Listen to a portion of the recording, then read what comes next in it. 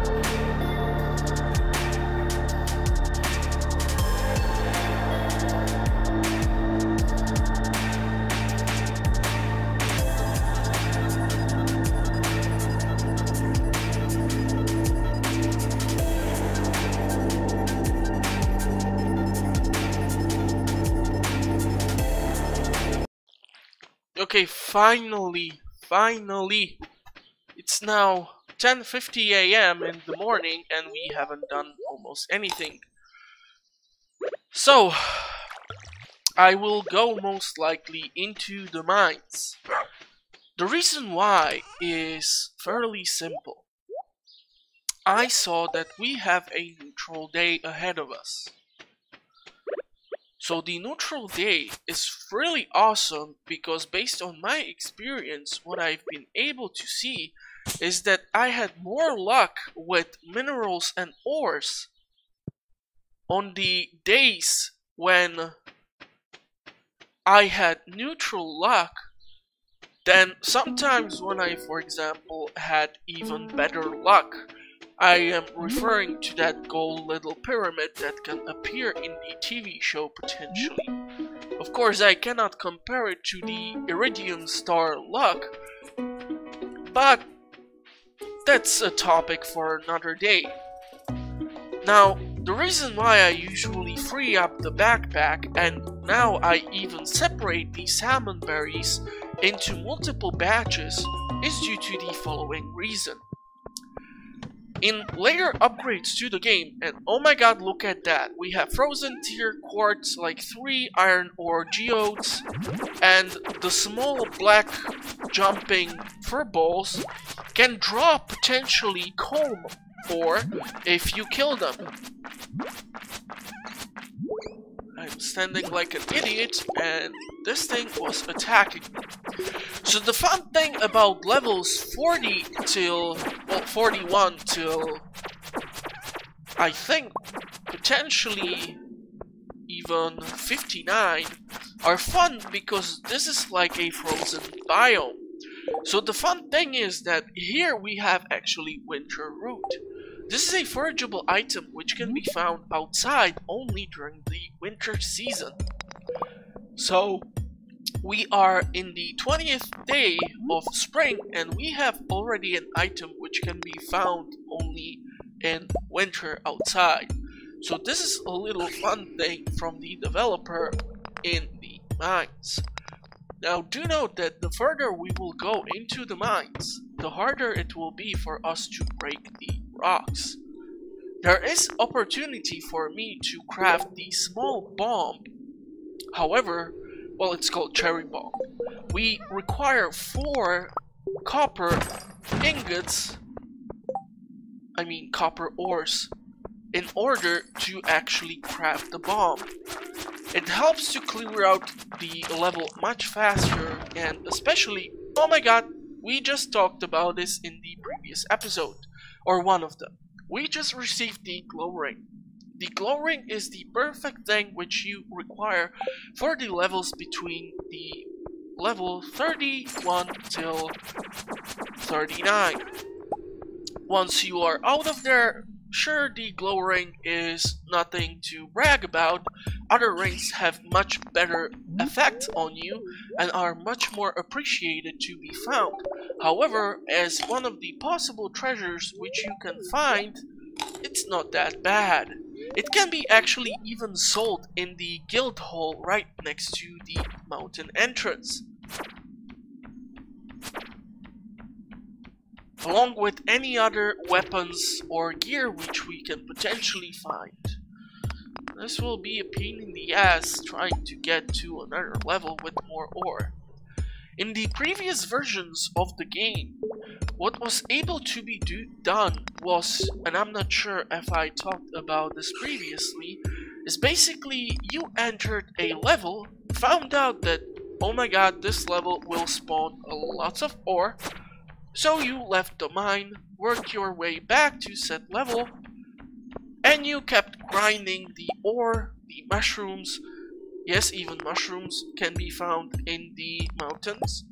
And you basically kept grinding through the items which were leveling up your mining and foraging skill. So overall, you could have earned some decent chunk of change even in the start of your adventure, helping you acquire that larger amount of seeds later on. Now, since we are in the 20th of spring, obviously I am no longer able to, for example, go for the cauliflower. The cauliflower will have to grow for 12 days. Even with the use of things like the speed grow and super speed grow, you will reduce the time, but it would still not be sufficient enough for us to get additional harvest. So the things which we can still grow potentially are things like kale and potatoes, because these take 6 days. I will not do more green beans because overall their value is horrible and they can be turned only into few things like pickled green beans, and I'm not sure if you can actually turn them into like green bean juice or something, but oh my god, that sounds even bad for the fellow vegan friends. So yeah, don't play with your food, use it for what you know it's best for. And let's see if by killing one of these fur balls we will get a ladder to the next level. I would be more than happy if we can find or do something additional throughout the day rather than just spend it in the mines.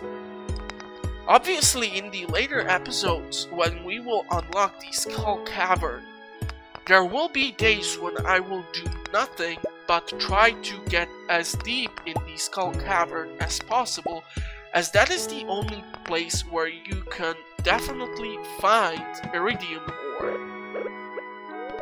Now, iridium ore is the most valuable ore and the one with the highest levels, so if you have iridium tools, you cannot upgrade it to anything further.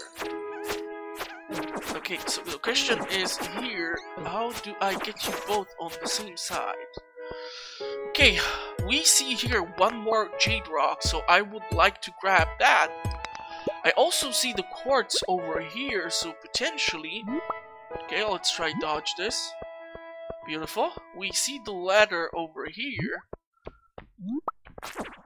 Okay, let's see if we can potentially grab this.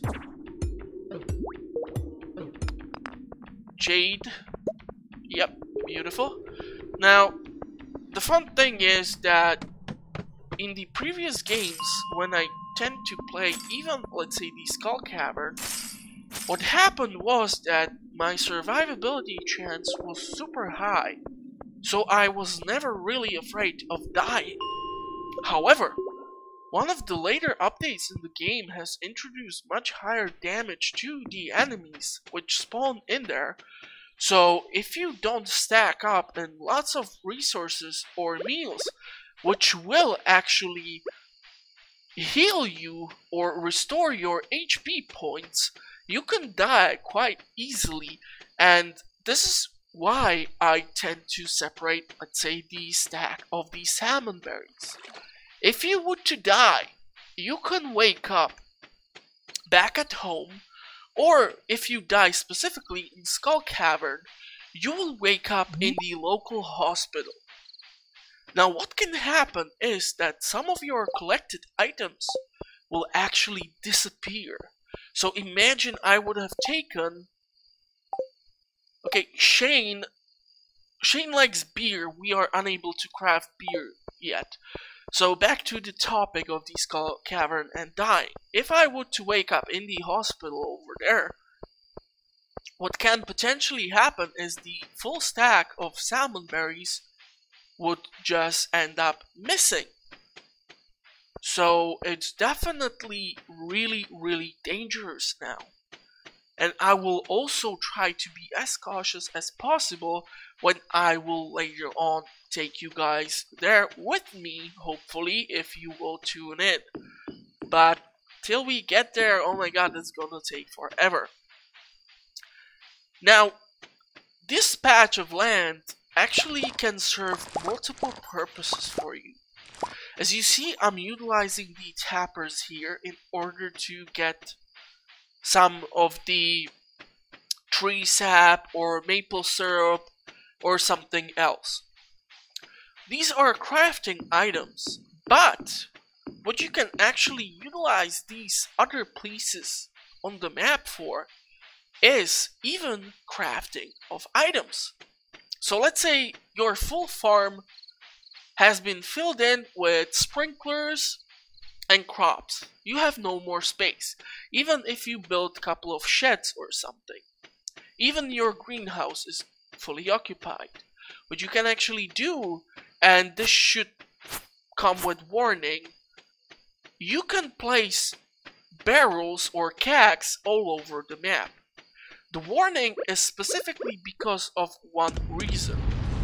If you put the items in the pathway of any of the NPC inside of the game, what will most likely happen is that the NPC will walk over the item, get blocked by it, and then it will actually destroy the item as it attempts to move along its programmed pathway.